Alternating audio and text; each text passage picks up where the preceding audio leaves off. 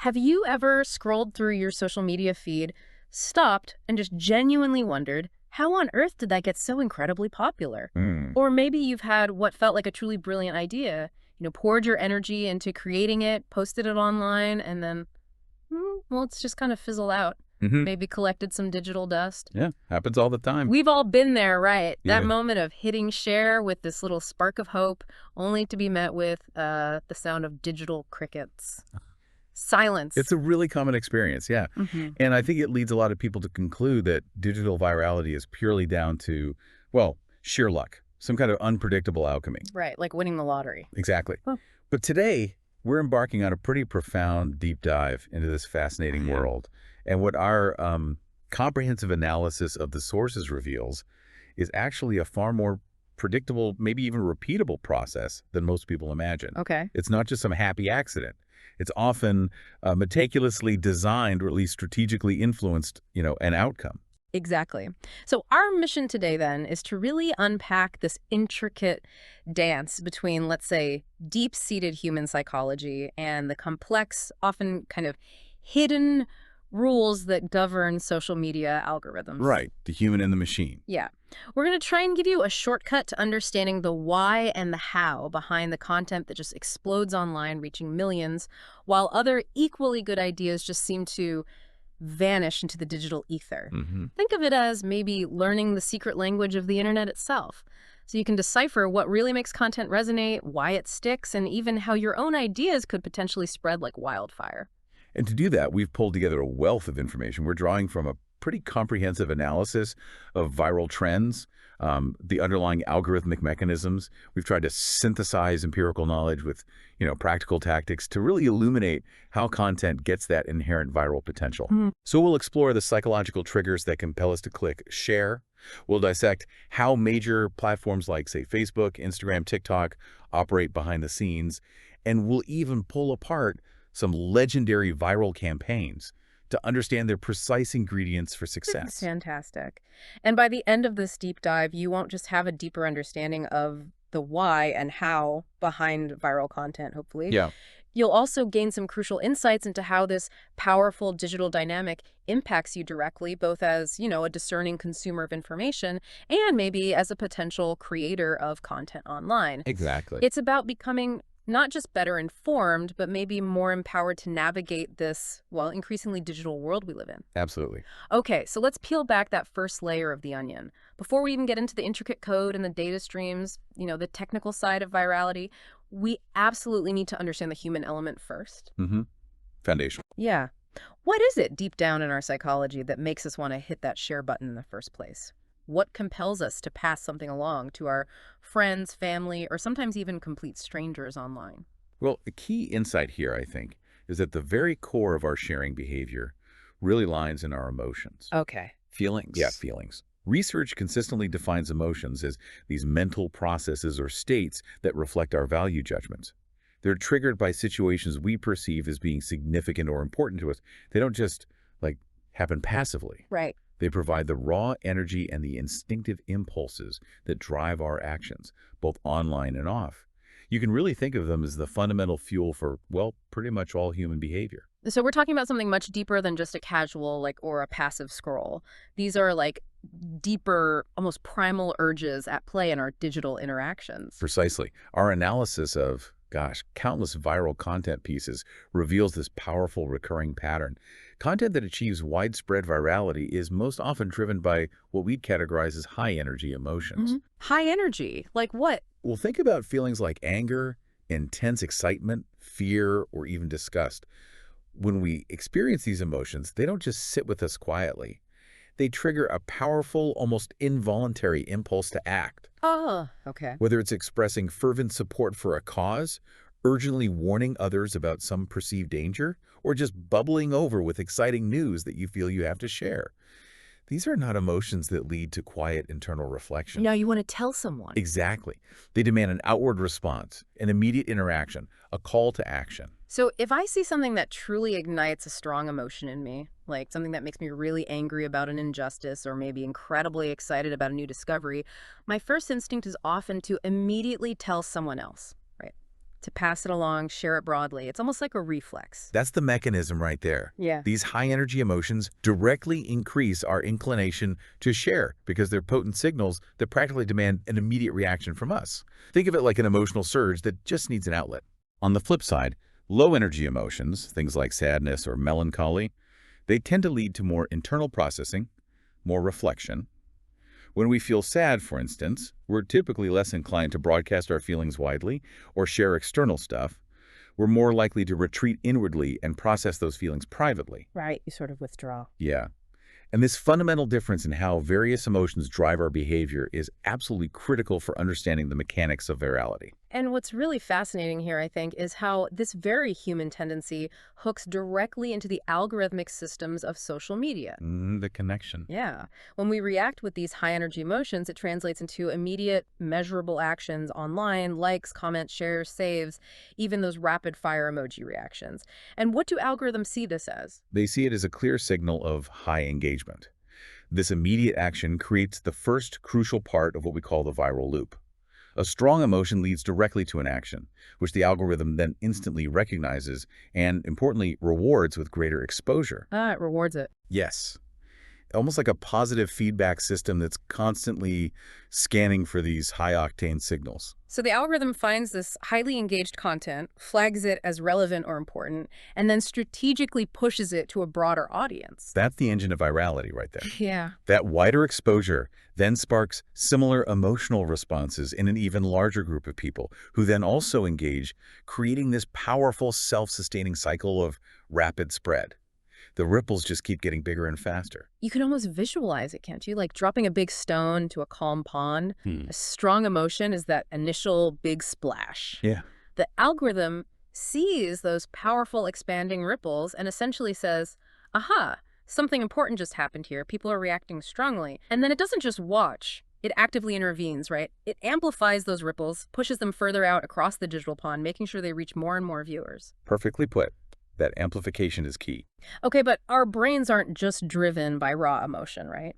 They're also incredibly efficient, but sometimes maybe prone to taking cognitive shortcuts. Mental shortcuts. And these shortcuts, while often useful in everyday life, can have some pretty significant and often unseen implications for how stuff spreads online.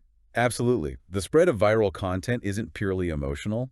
It's also profoundly shaped by our ingrained cognitive biases. One of the most powerful and well-documented of these is confirmation bias. Right. Confirmation bias. Yeah. This isn't really a conscious choice we make. It's a fundamental cognitive phenomenon where we, as individuals, unconsciously favor information that validates our already existing beliefs or hypotheses. We like things that agree with us. Pretty much. And at the same time, we tend to ignore, dismiss, or even actively downplay any evidence that contradicts those cherished beliefs. This process, as our sources detail extensively, effectively skews our perception and our judgment, making us far more likely to see what we already expect or maybe what we want to see. So it sounds like social media algorithms aren't just passively observing this human tendency. They're actually designed to, actively amplify it, creating a very particular kind of online experience. That's precisely what's so impactful, yeah. Algorithms are these sophisticated learning systems designed to predict your preferences. They meticulously analyze your past online behavior, every comment, every share, even how long you pause on certain posts. They track all that. Oh, yes. Yeah. And then they curate your feed, showing you content they predict you'll not only want to see, but crucially are most likely to actively interact with. This predictive power inevitably leads to the formation of what we commonly call echo chambers or filter bubbles. Right, the bubble. Yeah. Within these digital enclosures, you are predominantly exposed to information and opinions that perfectly align with your existing views and your worldview. And the consequence of that is you end up largely isolated from opposing viewpoints or any truly diverse information, right? It reinforces a very narrow perspective. Exactly. This self-reinforcing feedback loop isolates users within their own kind of pre-validated universes, and that significantly accelerates polarization and solidifies certain opinions. It often happens without any meaningful exposure to counter-arguments or alternative perspectives, or even just the subtle nuances of a different viewpoint. You get really deep in one area, but maybe lose the breadth. That's a good way to put it. Yeah. You gain immense depth in one specific algorithmically determined direction, but often at the expense of breadth and intellectual diversity. Okay, here's where it gets really interesting and maybe a little concerning. Misinformation. Content that's often sensational, deliberately misleading, highly emotionally charged, this stuff, can spread incredibly fast within these echo chambers. Why does that happen so effectively? Well, it's because algorithms, in their constant pursuit of engagement, recognize that this kind of content triggers those powerful emotional responses we talked about, maybe anger, disbelief, righteous indignation, fear. The high energy ones again. Exactly. These emotions encourage rapid sharing among like-minded individuals, often with significantly less critical scrutiny, because the content already fits perfectly within their established worldview. It feels right. It confirms what they already believe. Precisely. And if we broaden our view a bit and connect this to the overarching business model of these platforms, the picture becomes even clearer. Their main way of making money is intrinsically tied to clicks and engagement. Right, to keep you on the platform. Exactly. Therefore, any content that triggers these strong, immediate reactions, regardless of its factual accuracy or its broader societal impact, is inherently rewarded with greater exposure. So algorithms aren't just passive mirrors reflecting your interests. They actively feed your confirmation bias. Wow. Their fundamental goal is to maximize your time and interaction on the platform. And by doing so, they inadvertently, or perhaps even intentionally, accelerate virality, specifically within these defined, often homogeneous groups, rather than fostering diverse, cross-cutting conversations. So what does this all mean for you, the person listening, scrolling through your feed every day? It means the news you consume, the opinions you encounter, even the trends you notice, they're not just random. Yeah. They are meticulously curated. It's like a sophisticated digital diet designed to keep you engaged, keep you clicking, keep you on the platform. But this engagement, this curated experience, might come at a significant cost. A potential narrowing of diverse perspectives, possibly leading you down a very specific and sometimes isolated path in how you understand the world around you. It's a powerful and often unnoticed force constantly shaping our digital reality, something we really need to be aware of. Absolutely. Okay, so beyond the raw power of emotions and the sometimes tricky nature of our cognitive shortcuts, there's another fundamental human need that plays a massive role in driving our sharing behavior online, and that's our innate search for identity and, crucially, for social validation. Yes, this is a big one. A key observation here is that sharing content online really goes beyond just passing along information. It functions as a profoundly powerful mechanism for expressing either our personal identity, reflecting who we believe we are, or our group identity, solidifying our place within a community. So showing who we are or who we belong to. Exactly. People share content because they consciously or unconsciously believe it articulates who they are, or maybe even who they aspire to be.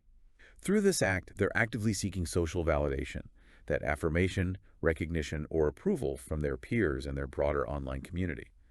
And research in psychology even touches on defense mechanisms like projection, where we unconsciously attribute our own unacceptable thoughts or feelings to others.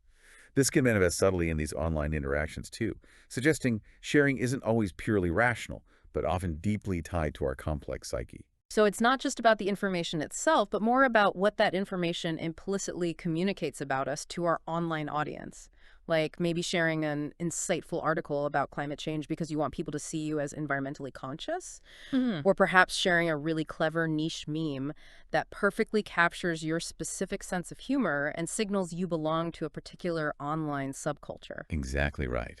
And this drive for self-expression and validation becomes particularly important in a world that's increasingly saturated with commercialized, often manufactured, and kind of generic content. Right, there's so much noise. There is. And authenticity in this landscape is becoming an incredibly valuable commodity, almost paramount. Our sources consistently highlight that brands and creators who genuinely offer a real story, a tangible relationship, and foundational trust are being recognized as the future of online engagement. Why is that shift happening now? Well, it seems users are becoming increasingly discerning.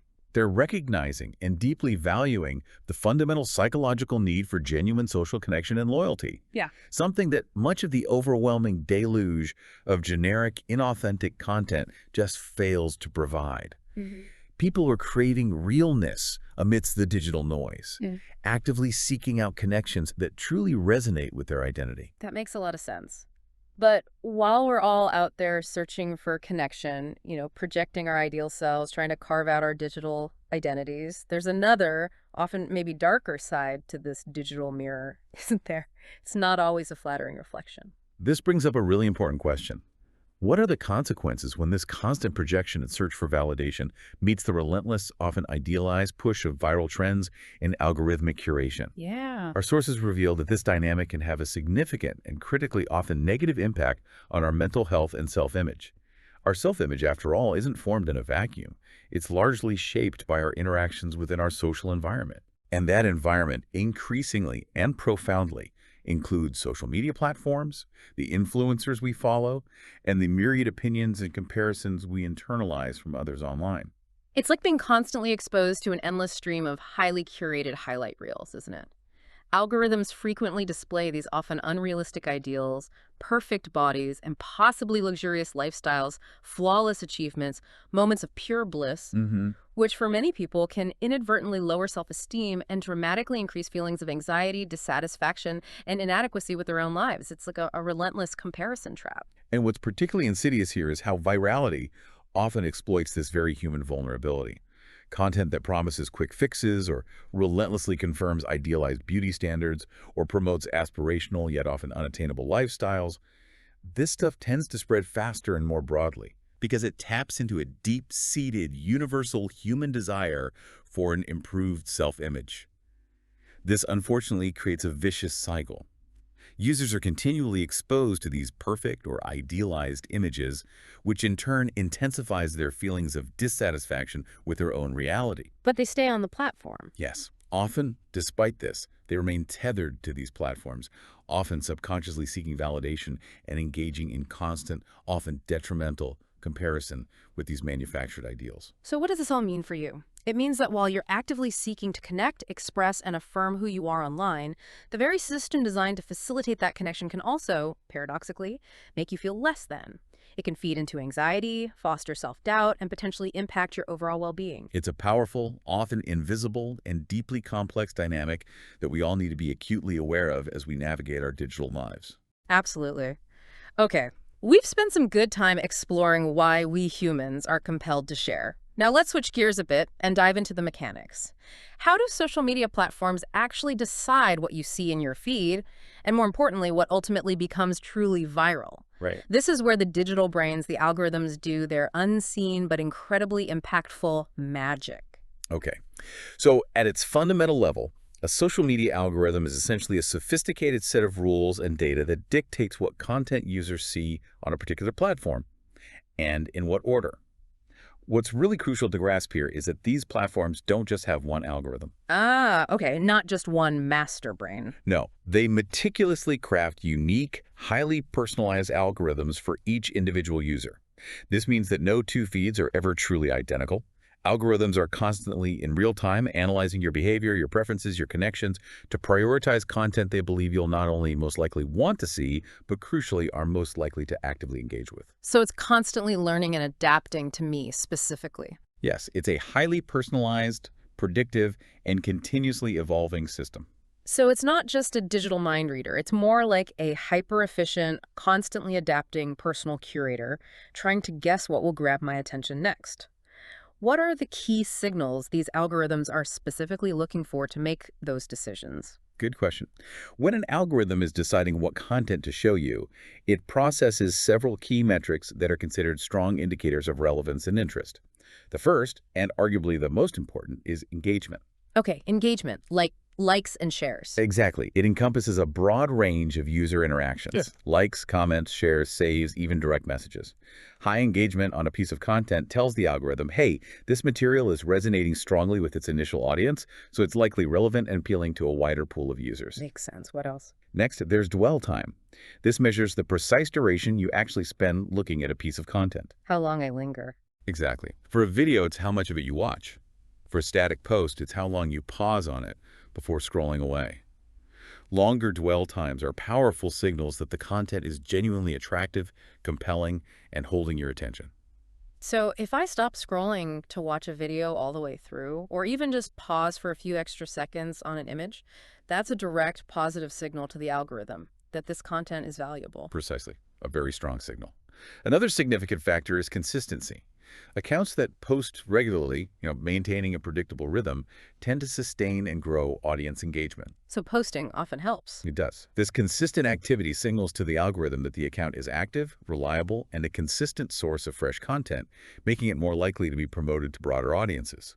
And finally, relevance and hashtags play a vital role. The hashtags. Yeah.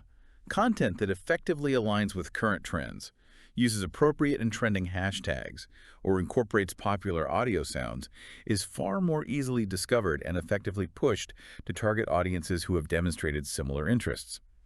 These elements act as crucial signposts, guiding the algorithm's distribution decisions to the most receptive users. Okay, so you can kind of think of the algorithm as this highly intelligent but maybe incredibly busy librarian for your social media feed. This is a great analogy, yeah. This librarian is tirelessly trying to predict which books or pieces of content you'll enjoy most. It doesn't just glance at the covers. It deeply analyzes what you've read before, what your closest friends are currently reading, what's buzzing with popularity in the wider library, and even precisely how long you linger over each page. Its sole mission is to get the right book into your hands or onto your screen to keep you utterly engrossed within its digital library. Yeah, keep you reading, keep you scrolling. Okay. Now, while these basic principles of algorithms are shared across platforms, you mentioned earlier that each major social media giant has cultivated its own unique flavor, its own distinct set of rules and priorities. What makes content explode on one platform might not translate directly or effectively to another, right? That's a truly crucial distinction to understand. Let's maybe break down some of the key players. Facebook's algorithm, for instance, is widely considered the most complex, mainly because it's so heavily focused on personalizing the newsfeed experience for its absolutely vast and diverse user base. Okay. How does it work? Our sources detail a pretty sophisticated four-step process. First, it compiles an inventory of all available posts. This includes everything from your friends, the pages you follow, the groups you belong to, everything potentially visible. Step 1, gather everything. Right. Step 2, it considers an array of signals. These are granular factors like who posted the content, your own historical interactions with similar types of posts, the specific format as a video, photo, link, and its overall popularity among your network. So it's not just looking at the content itself, but also my relationships and my entire history of behavior on Facebook. Exactly. Building on those signals, step 3, it then makes highly refined predictions. These are essentially personalized guesses about how relevant a particular post is specifically to you, based on the likelihood that you'll interact with it, share it, or even just pause on it. It's trying to guess what I'll do. Yeah.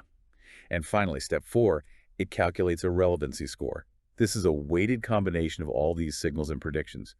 This final score meticulously determines how high that post will appear in your individual news feed. It's a deeply sophisticated system, constantly optimizing to keep you engaged with what it perceives you care about most. Wow. Okay, that's Facebook. What about Instagram? It always felt like it had a slightly different vibe, different priorities. You're right, it does. Instagram's algorithm also heavily leverages machine learning, but it's focused more on predicting what visual content you'll like best across its various surfaces, the feed, stories, reels, explore. Yeah. Its ranking factors include your specific activity, what photos or videos you like, share, save detailed info about the post itself, like its popularity among others, data about the person who posted it, and your ongoing interaction history with that specific creator. And does it treat Reels differently from, say, static photos? Yes, it does. Instagram also segments its algorithmic approach. Different parts of the app, like Reels, Stories, and the Explore page, each have their own specific metrics and ranking priorities. For instance, when it comes to Reels, the algorithm is particularly interested in whether you watch a video all the way to the end or maybe even rewatch it. That signals very strong engagement. Completion rate is key for Reels. Ah. Okay.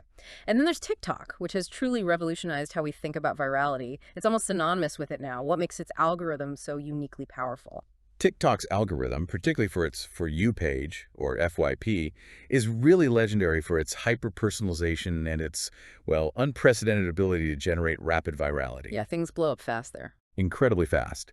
It focuses intensely on immediate user interactions, specifically the videos you like, share, comment on, as well as contextual video information like the hashtags and popular sounds used, and even your device settings. Device settings, like location. Things like language preference, country setting, device type, yeah.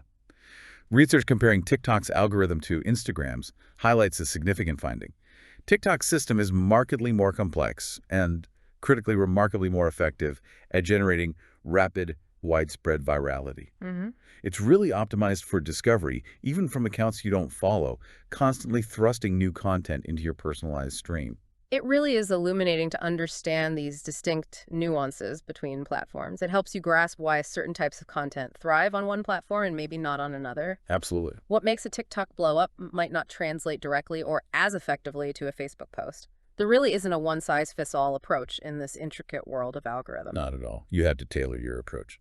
Okay, so we've touched on the different algorithmic approaches, but what is it about TikTok specifically that gives it such a unique, maybe unparalleled power in spreading content? You mentioned it's more effective, but there's a particular secret ingredient in its sauce, isn't there? Something others haven't quite replicated. Indeed, there is a fundamental difference, a really key one. Research rigorously comparing the efficacy of TikTok and Instagram algorithms in content spread has consistently shown TikTok's algorithm to be significantly superior for widespread reach. How much superior? Well, while many Instagram videos, especially from smaller creators, might often struggle to get past, say, 10 or 20 views for a specific post, TikTok videos can readily achieve hundreds, thousands, or even millions of individual views. It's not a marginal difference, it's a stark disparity in distribution power. That's an astonishing difference. Why? Why is TikTok so much better, so much more potent at this than its competitors? Okay, so the primary reason for TikTok's dramatic superiority isn't solely about better targeting, although its predictive capabilities are certainly very advanced. The truly crucial technical difference, as highlighted by our analysis, is what we can call replay value. Replay value. Yeah. TikTok, by default, automatically replays a video once it ends. It just seamlessly loops back to the beginning. Ah, I've noticed that. Yeah. This seemingly simple built-in feature significantly, and you could argue artificially, inflates the total view counts for a video. But for the algorithm, this increased replay count acts as an incredibly strong signal that the content isn't just mildly interesting, but genuinely compelling and highly engaging to the user enough to warrant repeated viewing. So more replays mean the algorithm thinks, wow, this is really good. Exactly. The more a video replays, the more the algorithm interprets that as powerful user interest, thus dramatically increasing its likelihood of being pushed to an even wider audience. In stark contrast, users on Instagram rarely rewatch the same static photo or even a short video multiple times, actively seeking out that replay. It's just not built into the flow the same way. Wow, that small, almost unnoticeable technical difference in the user experience, the automatic replay, creates an absolutely enormous difference in viral potential. You're essentially building in more engagement signals and an almost guaranteed completion rate signal just by hitting replay automatically. That's incredibly clever design. It's a subtle but profoundly effective mechanism. It significantly gamifies the viewing experience in a way and provides this constant positive reinforcement loop for the algorithm. Furthermore, think about how you use TikTok. The For You page is designed to be the very first thing you encounter when you open the app. Right, it's immediate. Immediate, full-screen, algorithmically curated exposure. This gives new, trending, and even niche content a much higher chance of instant visibility and engagement, especially compared to Instagram's more traditional home feed, which still largely prioritizes posts from accounts you already follow. So TikTok pushes discovery first, whereas Instagram prioritizes connections more. Generally speaking, yes. That fundamental difference in how content is presented right when you launch the app also contributes massively to TikTok's rapid virality. It pushes discovery right to the forefront. And when we lay out these comparative algorithmic priorities side by side, maybe like in a table, we see these distinctions really clearly. TikTok's algorithm relies critically on factors like strategic hashtag usage and integrating popular trending sounds, but its real secret seems to be how it capitalizes on and amplifies dwell time, with those automatic replays significantly boosting that crucial signal.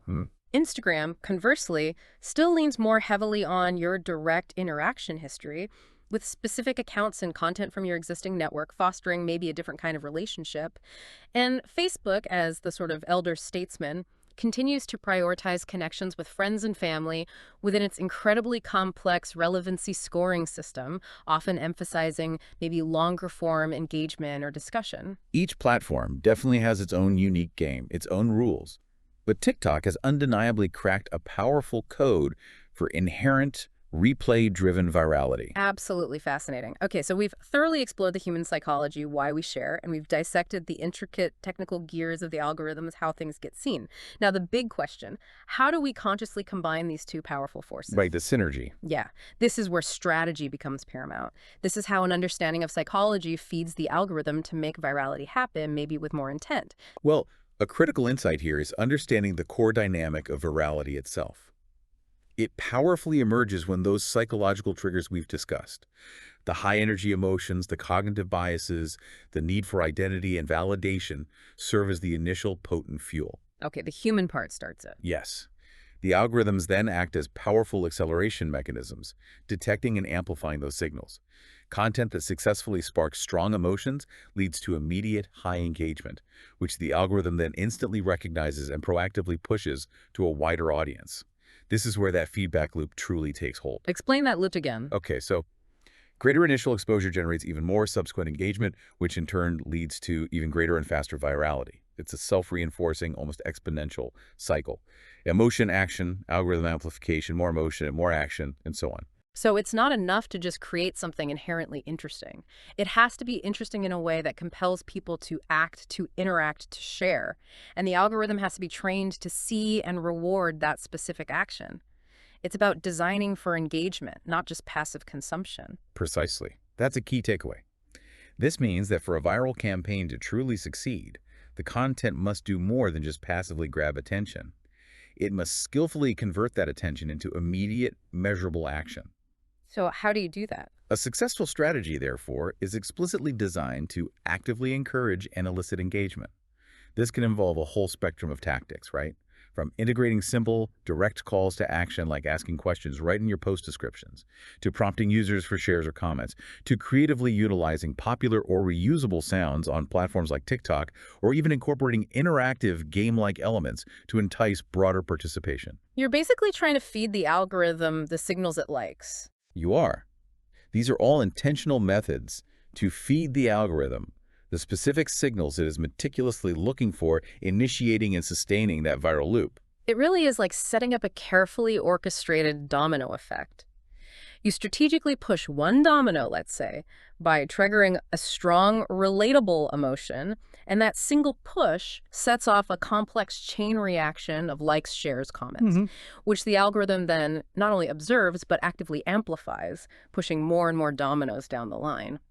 So if we're thinking about practical application, what are some of those key dominoes, those strategic tactics that creators can actually use to tap into this human algorithm synergy? Okay, well, one of the most profoundly effective strategies we see is gamification and the creation of a viral loop. Gamification, making it like a game. Yeah, essentially, this involves strategically incorporating game-like elements, challenges, or interactive components into your content. A viral loop, in essence, is a self-sustaining mechanism where each participant, by engaging with the content, is then encouraged or maybe even compelled to invite or involve the next participant. Like passing it on. Exactly.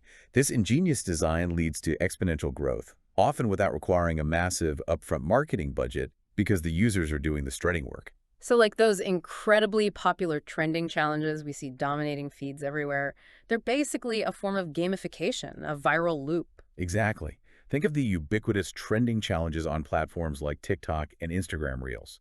Users will mimic a specific dance, a particular skit, or a unique piece of content, and then, crucially, they'll nominate or tag others to do the same. Right, I nominate. Yeah. Participating in these constantly evolving trends can provide a direct, powerful shortcut to virality because you're tapping into an already existing, highly engaged wave of content and leveraging a proven, self-propagating viral loop. It lowers the barrier to entry and provides a clear script for participation. And from a psychological standpoint, this deeply taps into our innate need for social validation, right? A desire to belong, maybe even a little peer pressure. It truly fosters that sense of community and shared experience. Everyone else is doing it. I should too. Absolutely. It's a masterclass in appealing to our fundamental social instincts, our kind of tribal nature.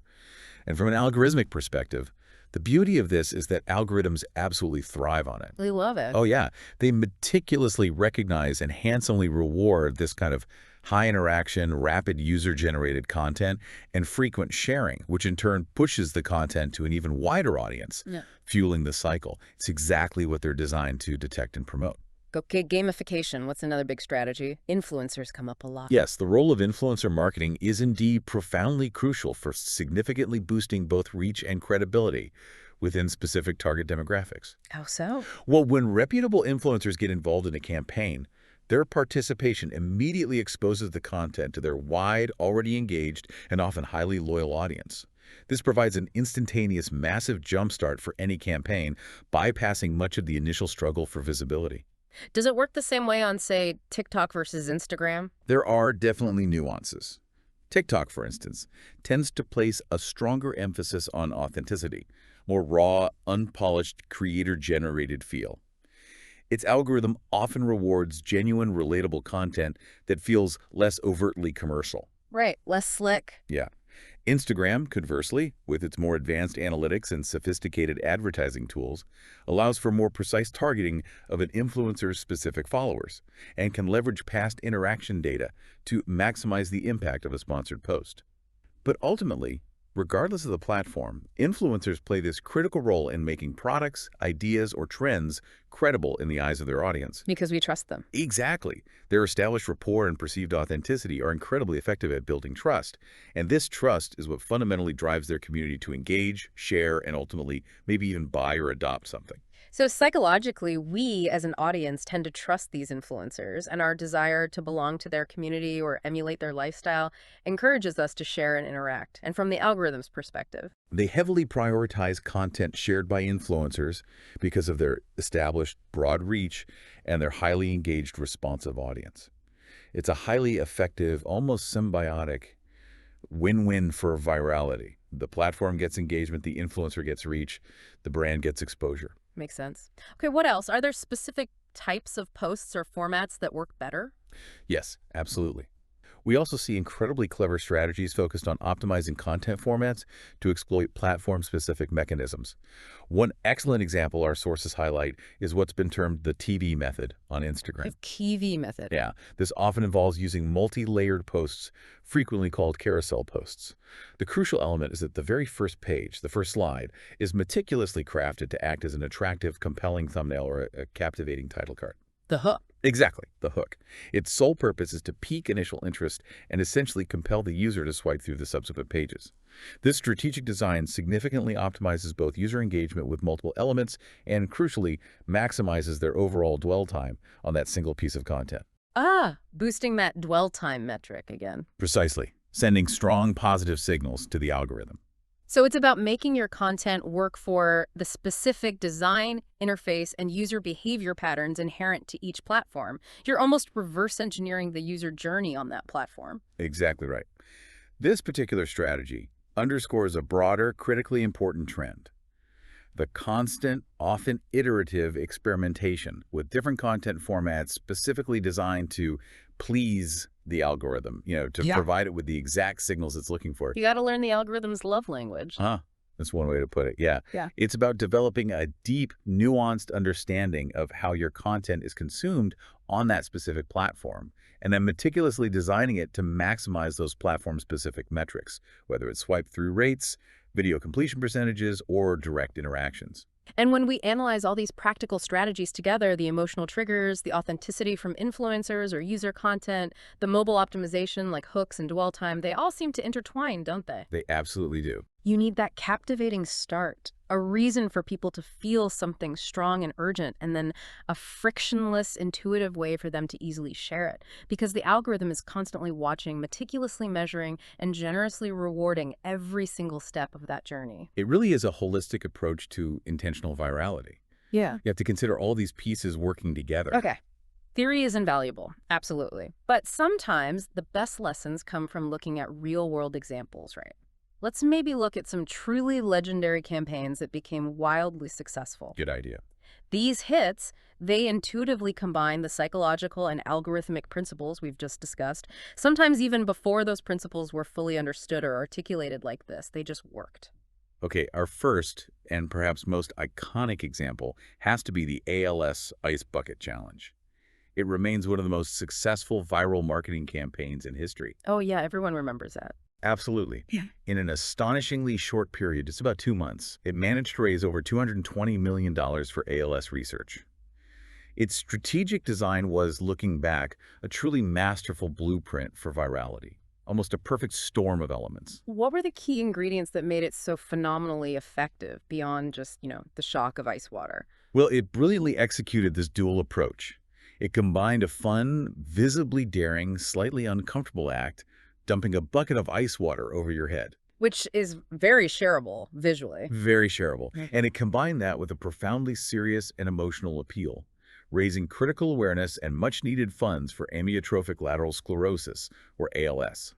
This unique blend of entertainment and empathy captured public attention and motivated action on an unprecedented scale. And it had that core element of gamification, right? The challenge aspect, which we talked about as being such a powerful driver. Exactly. The fundamental engine of its viral success was the ingenious involvement and the explicit challenge element.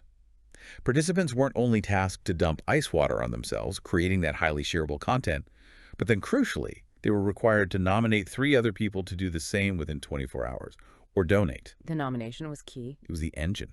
This created a powerful, self-propagating, exponential growth mechanism. Each participant didn't just passively join, they became an active vector, personally responsible for spreading the challenge further and wider through their own social networks. And I vividly remember seeing celebrities, politicians, major public figures all over my social feeds participating. That must have played an absolutely massive role in its widespread adoption, right? Absolutely critical. The role of high-profile influencers was essential. Celebrities, thought leaders, public figures like Bill Gates, Oprah Winfrey, countless others participating, gave the campaign immense credibility, enormous visibility, and a powerful sense of social proof. If they're doing it. Then I should too. It's exactly. Their involvement inspired millions of ordinary people to follow suit, transforming it from potentially a niche activity into a truly global phenomenon that transcended cultural and geographical boundaries. This really stands as the archetype of a perfectly executed viral campaign, doesn't it? It seamlessly blended those deep psychological dynamics like social pressure, the desire for social validation, the power of collective action for a good cause with the inherent algorithmic mechanisms, specifically the sheer volume of shares, comments, and the use of that unifying, easily searchable hashtag IceBucketChallenge. It wasn't just a viral moment. It engineered what our sources describe as a self-sustaining growth engine. It didn't just go viral, it actively propelled itself forward. A textbook example, really. Okay, another case study that comes to mind, also really memorable, is Old Spice. They had that campaign that completely broke through the noise in a truly unique way, especially for, men's body wash, which isn't always the most exciting category. Ah, yes, the Man Your Man Could Smell Like campaign. A phenomenal success that completely redefined the Old Spice brand and in many ways profoundly revolutionized modern advertising and marketing itself. It was a genuine masterclass in strategic, outside-the-box thinking. And if I recall correctly, it started with a really smart, almost counterintuitive insight about who they were actually trying to reach with their message, didn't it? Indeed. That was one of its most brilliant strategic decisions. Instead of solely targeting men, who are the traditional consumers of men's hygiene products, Old Spice made this conscious and innovative choice to focus their primary messaging on women. Why women? They astutely recognized that women are very often the actual purchasers of these products for the men in their lives. This was a brilliant and, at the time, highly counterintuitive insight that completely reshaped their entire creative and marketing approach. Target the buyer, not just the user. That's smart. And the campaign itself was just so incredibly distinctive, so unlike anything else out there.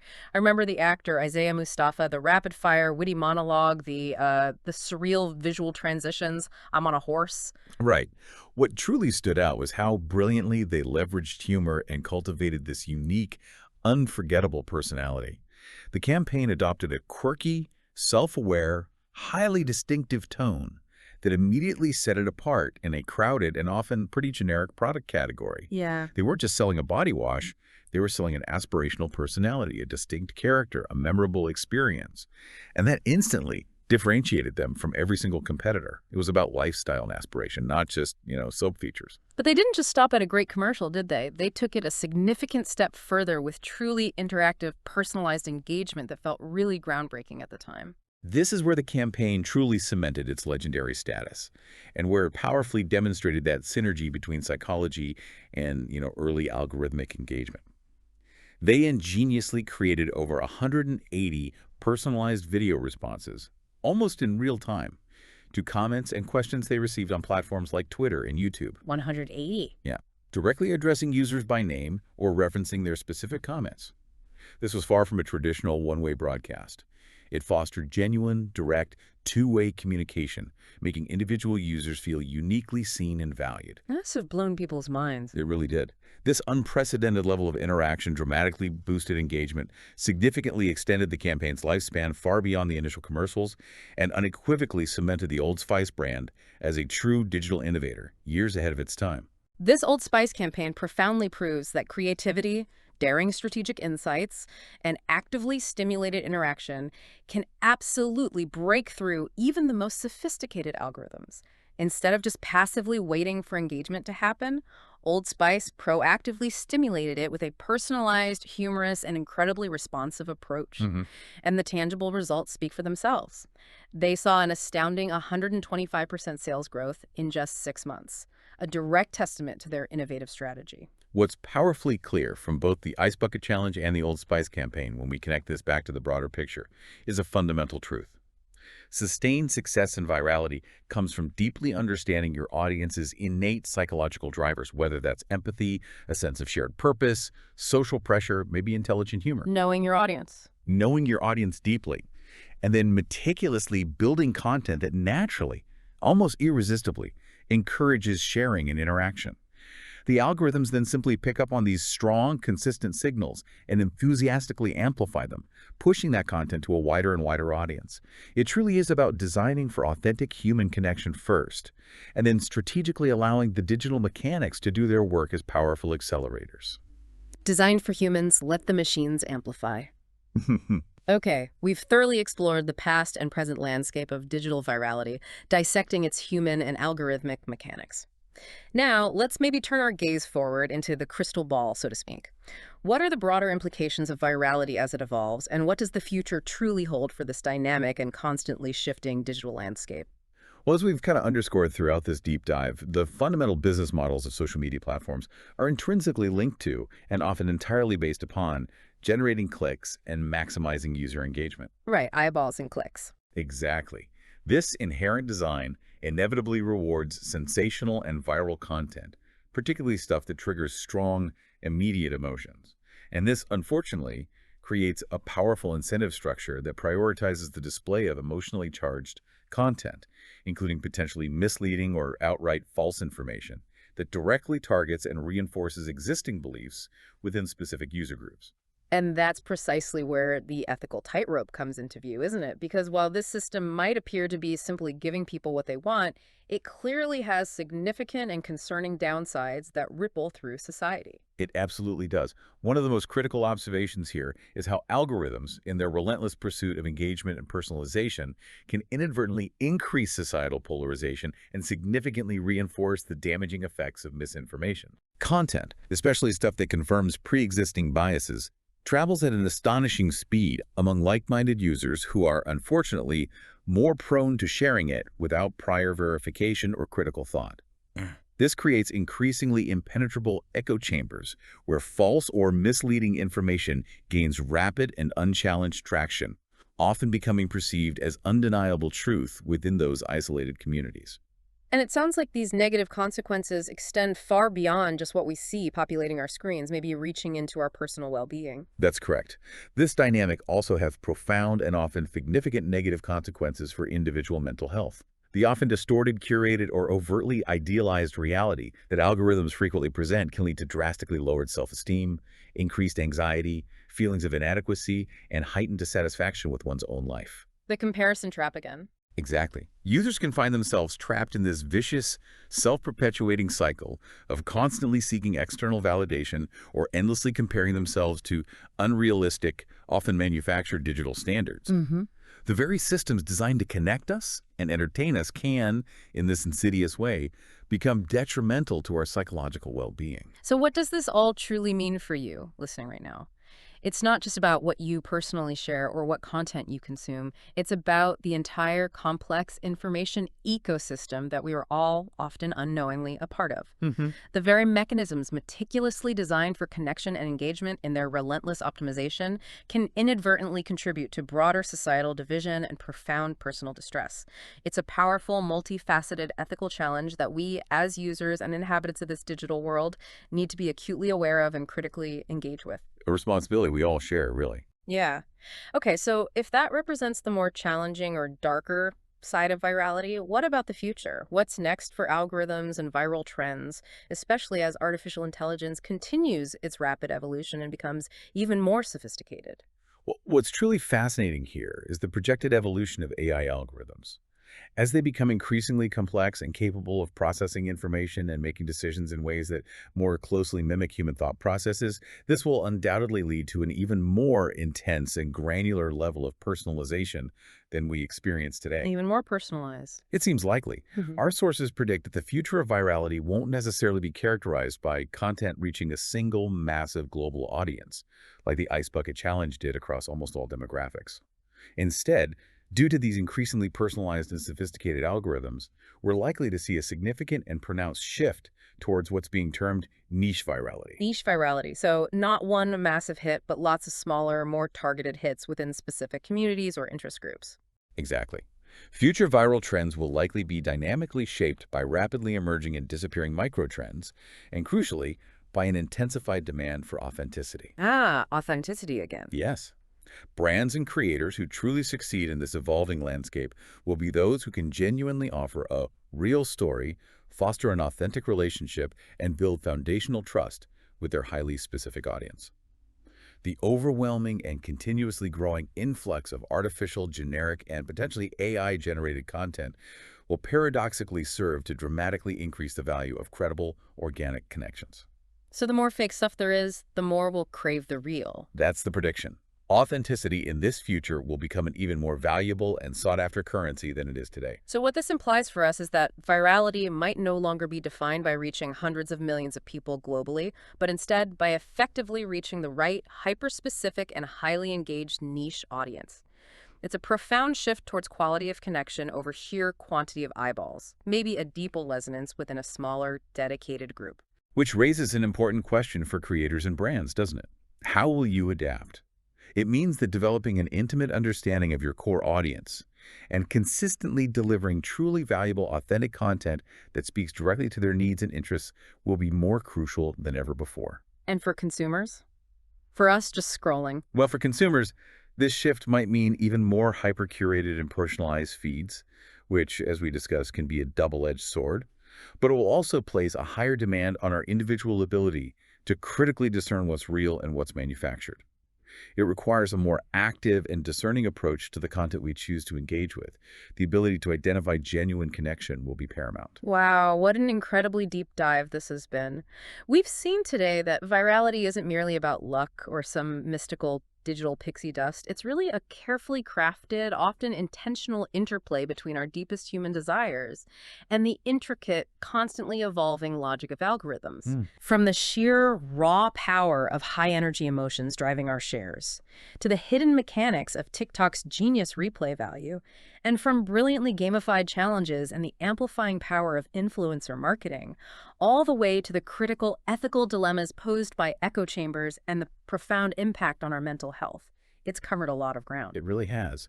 And what's emerged with striking clarity, I think, is that understanding this cyclical dynamic where our deep psychological triggers serve as the initial fuel that feeds, accelerates, and amplifies algorithmic mechanisms is absolutely key for anyone navigating the digital world today. Whether you're creating or just consuming. Exactly. Whether you're creating content with the hope of resonating with an audience or simply consuming information every day, this understanding empowers you to be more discerning about what you see and perhaps more effective and intentional in how you contribute. So here's maybe a final thought for you to chew on as you go about your day. If algorithms are only getting smarter at predicting what you specifically want to see, and if authenticity is indeed becoming the most valuable currency in this increasingly digital world, how will you personally choose to engage with the digital world tomorrow? Good question. Will you seek out the comfortable familiarity and validation of your existing echo chamber? Or will you maybe actively try to diversify your information diet to experience the richness of genuine connection and the sometimes uncomfortable challenge of varied perspectives? Keep exploring, keep questioning, and keep a keen eye on how these fascinating and powerful forces continue to shape our world. We truly hope this deep dive has given you a powerful shortcut to being well informed.